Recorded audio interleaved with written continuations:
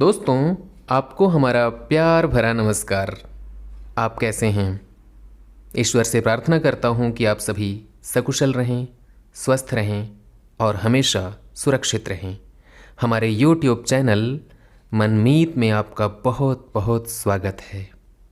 दोस्तों, आज मैं आपकी खिदमत में पेश कर रहा हूं कथा सम्राट मुंशी प्रेमचंद की कहानी गुल्ली डंडा। दोस्तों, बचपन जीवन का स्वर्ण काल होता है। बाद में तो बस बचपन की मधुर स्मृतियां ही शेष रह जाती हैं। हम चाहे कितनी भी कोशिश कर लें बचपन को फिर से लौटा लाने की, लेकिन वो कभी लौट कर नहीं आता। आइए चलिए मुंशी प्रेमचंद के साथ हम बचपन की उन मीठी यादों में फिर से कहीं खो जाएं। तो शुरू करते हैं मुंशी प्रेमचंद की कहानी गुल्ली डंडा। हमारे अंग्रेज़ी दा दोस्त माने या ना माने, मैं तो यही कहूँगा कि गुल्ली डंडा सब खेलों का राजा है। अब भी कभी लड़कों को गुल्ली डंडा खेलते देखता हूँ तो जी लोट पोट हो जाता है कि इनके साथ जाकर खेलने लगूँ। न लॉन की ज़रूरत, न कोर्ट की, न नेट की, न थापी की। मज़े से किसी पेड़ से एक टहनी काट ली, गुल्ली बना ली और दो आदमी भी आ गए तो खेल शुरू हो गया। विलायती खेलों में सबसे बड़ा ऐब है कि उनके सामान महंगे होते हैं। जब तक कम से कम 1 सैकड़ा ना खर्च कीजिए, खिलाड़ियों में शुमार ही नहीं हो सकता। यह गुल्ली डंडा है कि बिना हर्रे फिटकरी के चोखा रंग देता है। पर हम अंग्रेजी चीज़ों के पीछे ऐसे दीवाने हो रहे हैं कि अपनी सभी चीज़ों से अरुचि हो गई है। हमारे स्कूलों में हर एक लड़के से 3-4 रुपए सालाना केवल खेलने की फीस ली जाती है। किसी को यह नहीं सोचता कि भारतीय खेल खेलाएं जो बिना दाम कौड़ी के खेले जाते हैं। अंग्रेज़ी खेल उनके लिए हैं जिनके पास धन है। गरीब लड़कों के सिर क्यों यह व्यसन मढ़ते हो? ठीक है, गुल्ली से आंख फूट जाने का भय रहता है, तो क्या क्रिकेट से सिर फूट जाने, तिल्ली फूट जाने, टांग टूट जाने का भय नहीं रहता?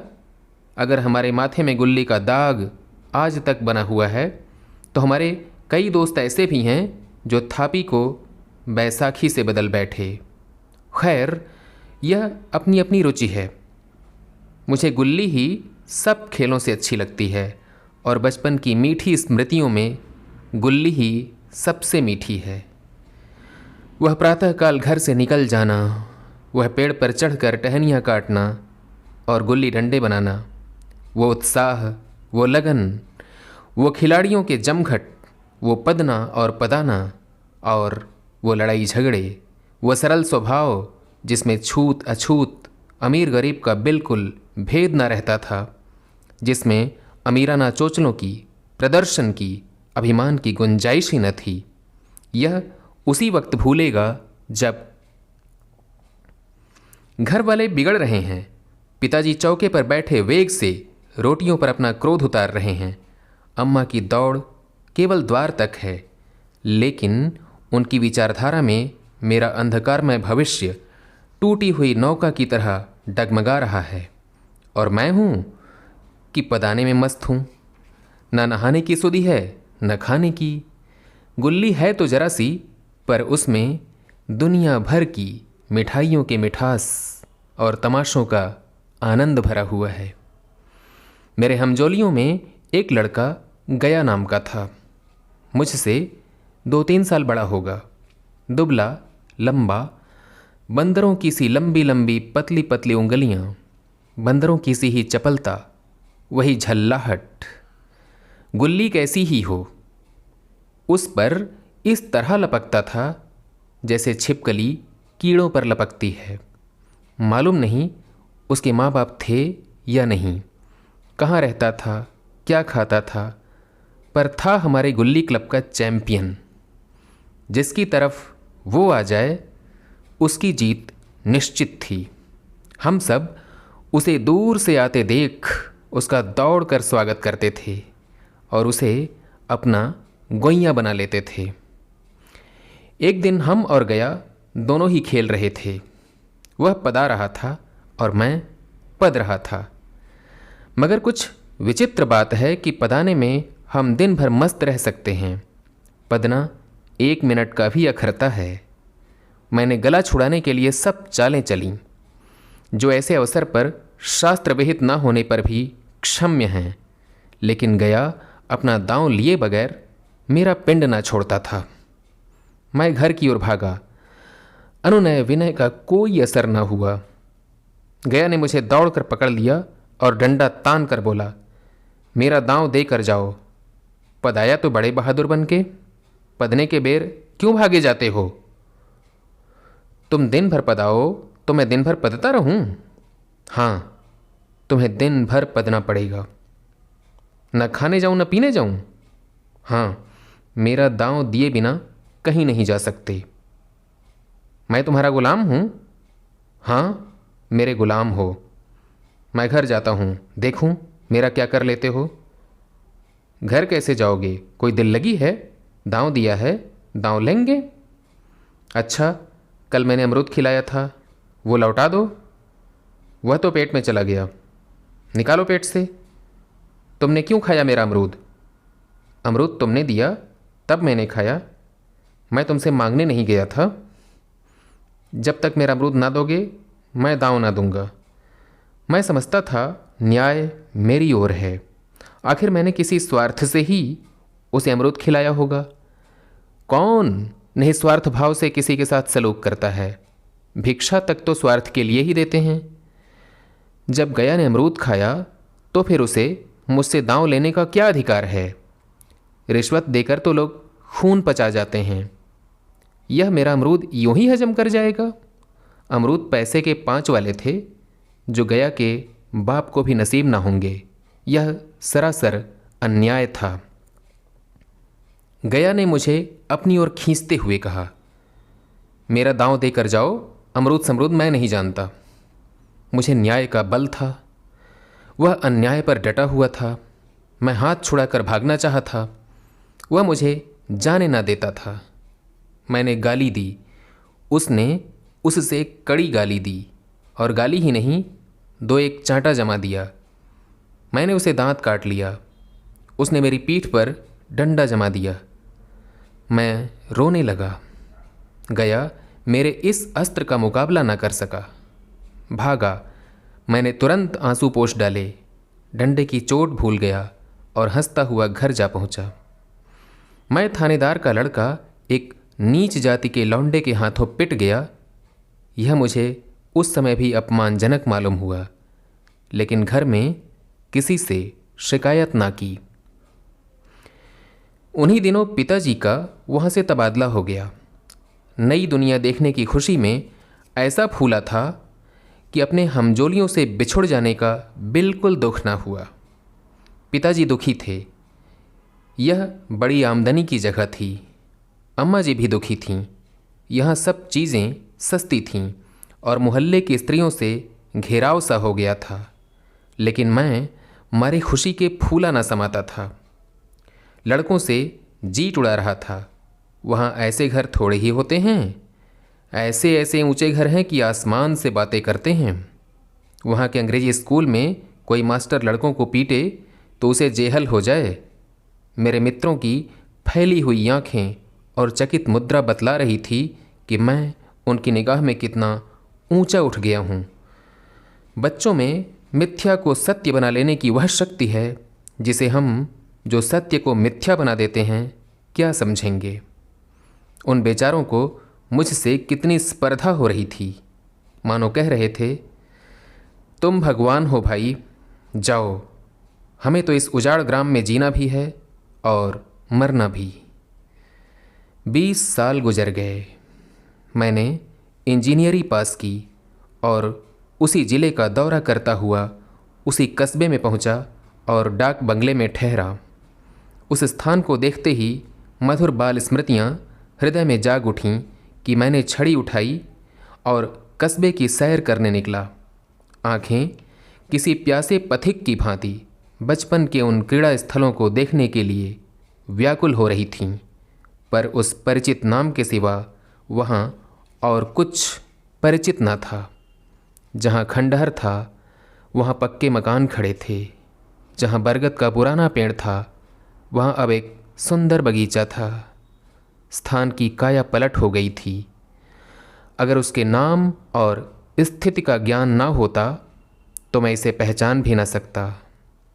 बचपन की संचित और अमर स्मृतियाँ बाहें खोले अपने उन पुराने मित्रों से गले मिलने को अधीर हो रही थीं, मगर वह दुनिया बदल गई थी। ऐसा जी होता था कि उस धरती से लिपट कर रोऊं और कहूं, तुम मुझे भूल गईं? मैं तो अब भी तुम्हारा वही रूप देखना चाहता हूं। सहसा एक खुली हुई जगह में मैंने 2-3 लड़कों को गुल्ली डंडा खेलते देखा। एक क्षण के लिए मैं अपने को बिल्कुल भूल गया कि मैं ऊंचा अफसर हूं, साहबी ठाठ में, रोब और अधिकार के आवरण में। जाकर एक लड़के से पूछा, क्यों बेटे, यहाँ कोई गया नाम का आदमी रहता है? एक लड़के ने गुल्ली डंडा समेटकर सहमे हुए स्वर में कहा, कौन गया? गया चमार? मैंने यूं ही कहा, हाँ वही। गया नाम का कोई आदमी है तो शायद वही हो। हाँ है तो। जरा उसे बुला ला सकते हो? लड़का दौड़ा हुआ गया और एक क्षण में एक 5 हाथ के काले देव को साथ लिए आता दिखाई दिया। मैं दूर ही से पहचान गया। उसकी ओर लपकना चाहता था कि उसके गले लिपट जाऊं, पर कुछ सोच कर रह गया। बोला, कहो गया, मुझे पहचानते हो? गया ने झुक कर सलाम किया। हाँ मालिक, भला पहचानूंगा क्यों नहीं। आप मज़े में रहे? बहुत मज़े में। तुम अपनी कहो। डिप्टी साहब का साइस हूँ। मतई, मोहन, दुर्गा ये सब कहाँ हैं? कुछ खबर है? मतई तो मर गया, दुर्गा और मोहन दोनों डाकिये हो गए हैं। आप? मैं तो ज़िले का इंजीनियर हूँ। सरकार तो पहले ही बड़े जहीन थे। अब कभी गुल्ली डंडा खेलते हो? गया ने मेरी ओर प्रश्न की आंखों से देखा। अब गुल्ली डंडा क्या खेलूँगा सरकार, अब तो पेट के धंधे से ही छुट्टी नहीं मिलती। आओ आज हम तुम खेलें। तुम पदाना, हम पदेंगे। तुम्हारा एक दांव हमारे ऊपर है, वह आज ले लो।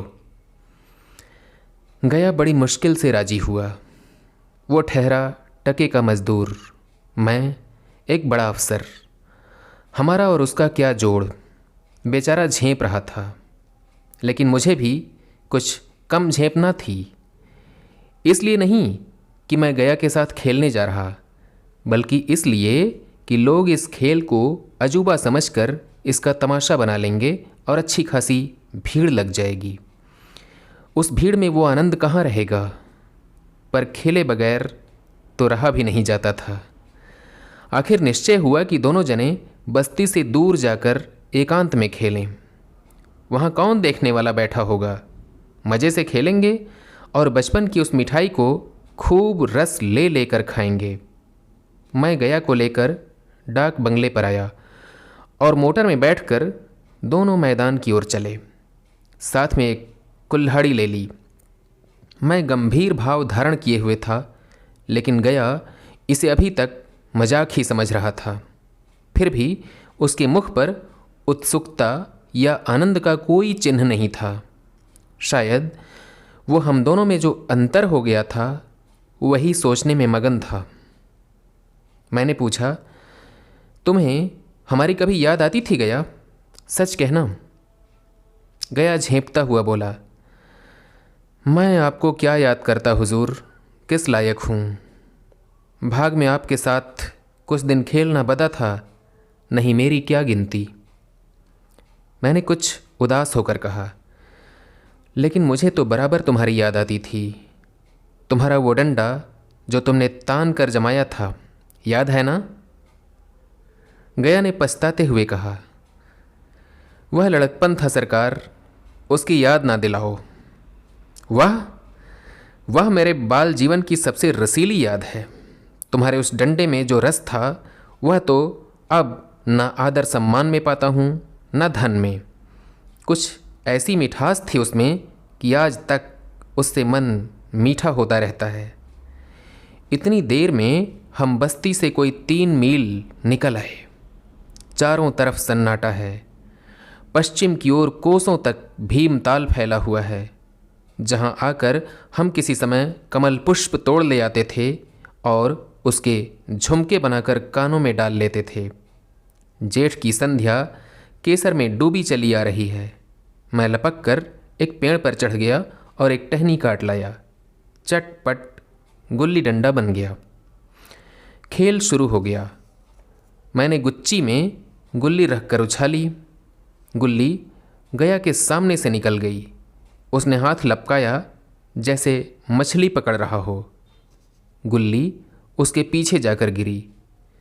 यह वही गया है जिसके हाथों में गुल्ली जैसे आप ही आप जाकर बैठ जाती थी। वह दाहिने बाएं कहीं हो, गुल्ली उसकी हथेलियों में ही पहुंचती थी, जैसे गुल्लियों पर वशीकरण डाल देता हो।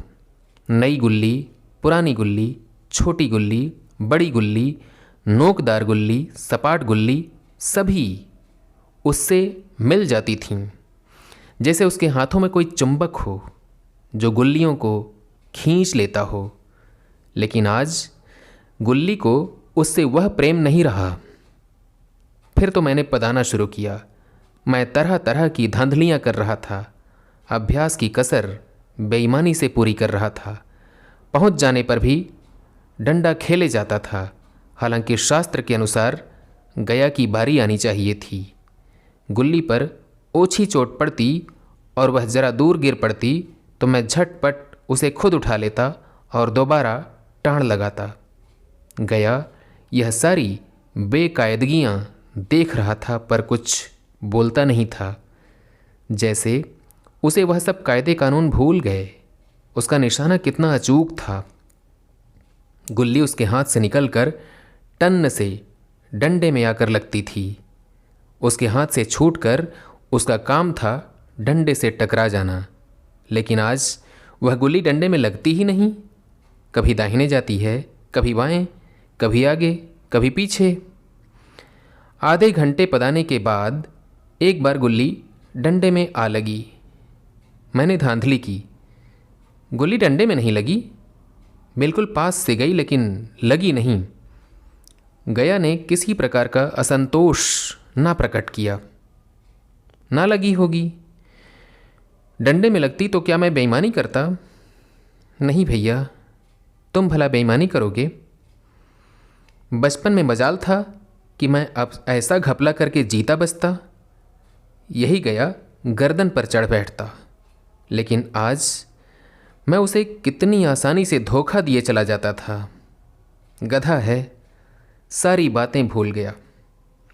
सहसा गुल्ली फिर डंडे में लगी और इतने जोर से लगी जैसे बंदूक छूटी हो। इस प्रमाण के सामने अब किसी तरह की धांधली करने का साहस मुझे उस वक्त भी ना हो सका। लेकिन क्यों न एक बार सच को झूठ बताने की चेष्टा करूं? मेरा गरज ही क्या है? मान गया तो वाह वाह, नहीं तो 2-4 हाथ पदना ही तो पड़ेगा। अंधेरे का बहाना करके जल्दी से गला छुड़ा लूँगा। फिर कौन दांव देने आता है? गया ने विजय के उल्लास में कहा, लग गई, लग गई। टन से बोली है। मैंने अनजान बनने की चेष्टा करते हुए कहा, तुमने लगते देखा? मैंने तो नहीं देखा। टन से बोली है सरकार, और जो किसी ईंट में लग गई हो। मेरे मुख से यह वाक्य उस समय कैसे निकला, इसका मुझे खुद आश्चर्य है। इस सत्य को झुठलाना वैसे ही था जैसे दिन को रात बताना। हम दोनों ने गुल्ली को डंडे से जोर से लगते देखा था, लेकिन गया ने मेरा कथन स्वीकार कर लिया।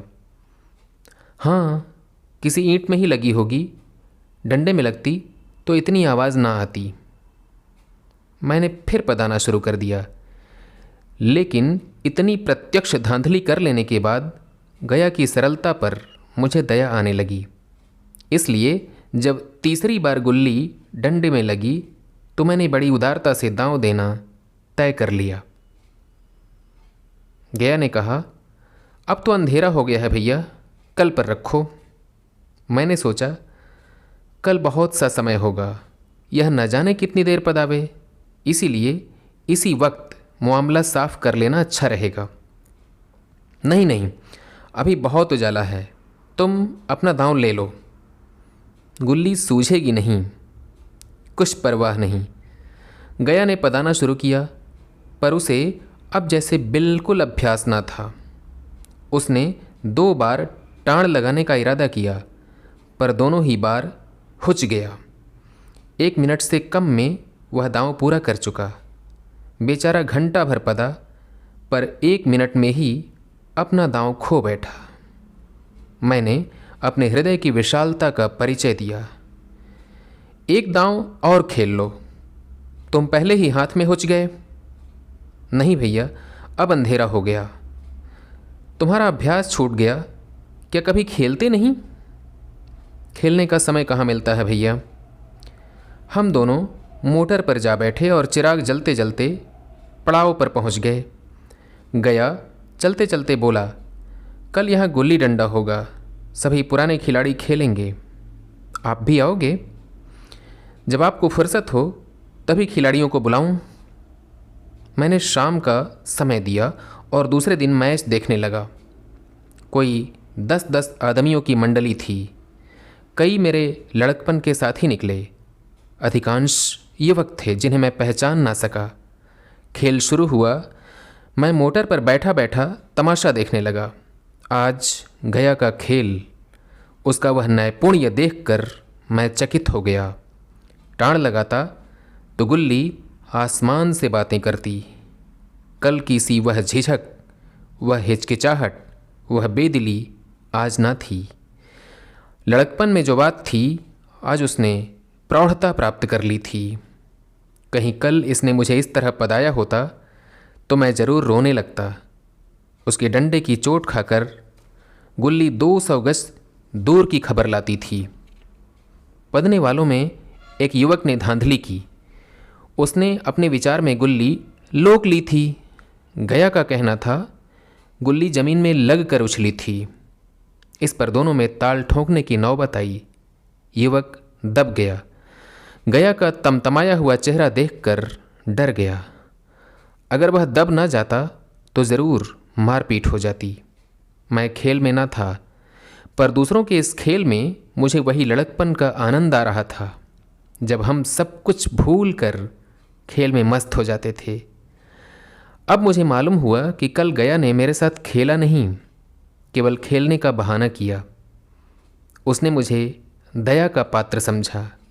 मैंने धांधली की, बेईमानियाँ की, पर उसे जरा भी क्रोध ना आया, इसलिए कि वह खेल ना रहा था, मुझे खिला रहा था, मेरा मान रख रहा था। वह मुझे पदाकर मेरा कचूमर नहीं निकालना चाहता था। मैं अब अफसर हूँ। यह अफसरी मेरे और उसके बीच में दीवार बन गई है। अब मैं उसका लिहाज पा सकता हूँ, अदब पा सकता हूँ, साहचर्य नहीं पा सकता।